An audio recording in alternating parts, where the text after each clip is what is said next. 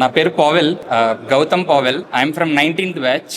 So Navodaya నుంచి బయటికి రాగానే అల్యూమినియం మీట్ అని రెగ్యులర్ గా పిలుస్తుండేవాళ్ళు. మా క్లాస్ వాళ్ళందరూ అరే వెళ్దాంరా అంటే లైఫ్ సెట్ అయ్యాక వెళ్దాంరా, ఇప్పుడే వెళ్తే సీనియర్ అన్నోళ్ళు ఏం చేస్తున్నావు ఏంటని అడుగుతారు, ఏం చేయాలో తెలియదు, ఏం చేస్తున్నావో తెలియదు, లైఫ్ సెట్ అయ్యాక వెళ్దాంరా అనేవాళ్ళం. ఒక 1 year 2 years అయిపోయిన తర్వాత మళ్ళీ అడిగారు అల్యూమినియం మీట్ అంటా వెళ్దామని. మళ్ళీ అదే క్వశ్చన్ చెప్పేవాళ్ళం, లైఫ్ సెట్ అయ్యాక వెళ్దాం, అప్పుడే కాదురా లైఫ్. మనం సీనియర్ అన్నోళ్ళు ఏం చేస్తున్నావు తమ్ముడు అంటే అన్న ఇక్కడ ఉన్నా అన్న అని చెప్పాలి అని అనుకునేవాళ్ళం. నిన్నే ఇలా అల్యూమినియం వీట్ అంటే అన్నా అంటే మళ్ళీ అదే డైలాగ్, లైఫ్ సెట్ అయ్యాక వెళ్దాం రా. వస్తుంటే అర్థమైంది అది సెట్ అవ్వదు. నేనే జోకులు వేసాను మా వాళ్ళకి, అరే మనం అంటే 19th 20 ఆ తర్వాత బ్యాచ్లు మనం ఇప్పుడిప్పుడే సెట్ అవుతున్నాం. ఫస్ట్ బ్యాచ్ సెకండ్ బ్యాచ్ అన్న వాళ్ళు సెట్ అయిపోయి ఉంటారు, వాళ్ళు సెట్ అయిపోయి ఇప్పుడు ప్లాన్ చేస్తుంటారు ఏం చేద్దాం అల్యూమినియం అందరిని కలుపుదాం అని. వస్తూ అనుకున్నా అనమాట, మన ఫ్యామిలీని మనం కలవడానికి లైఫ్ సెట్ అవ్వాల్సిన అవసరం లేదు.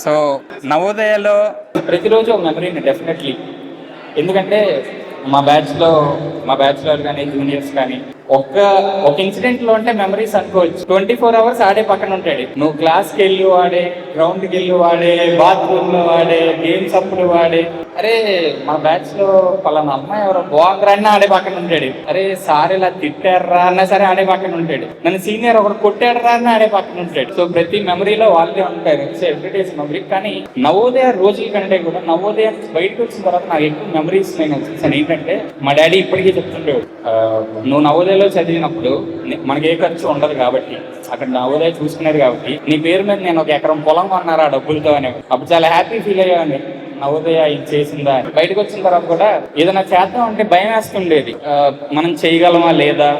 అంటే డిఫరెంట్ ప్యాషన్స్ ఉంటాయి, ఏదో చేయాలనిపిస్తూ ఉంటుంది, చేయగలమా లేదా అని. వెంటనే మా నాన్న అనేవాడు, అరే నువ్వు నవోదయ స్టూడెంట్, నువ్వు భయపడుతున్నావు ఏంట్రా అని. చేసేది నేను కదా నాన్న అనుకునేవాడిని. సో నవోదయలో మెమరీస్ కన్నా కూడా నవోదయ ఇచ్చిన ధైర్యం చాలా గొప్పది. బయటకు వచ్చిన తర్వాత మనం ఏదన్నా చేయగలం అన్న కాన్ఫిడెన్స్ చాలా గొప్పది. నవోదయ ఇచ్చిన ఫ్రెండ్స్ చాలా గొప్పది. నవోదయ ఇచ్చిన గైడెన్స్ చాలా గొప్ప. నవోదయలో చిన్న మెమరీ నాకు ఏంటంటే, నేను ఎప్పుడు లేట్ గానే వచ్చాను. క్లాసులు కావచ్చు, అసెంబ్లీ కావచ్చు, చాలా లేట్ గా వచ్చాను. మీరు ఇప్పుడు కూడా చూసింటారు, నేను ఇప్పుడే వచ్చా.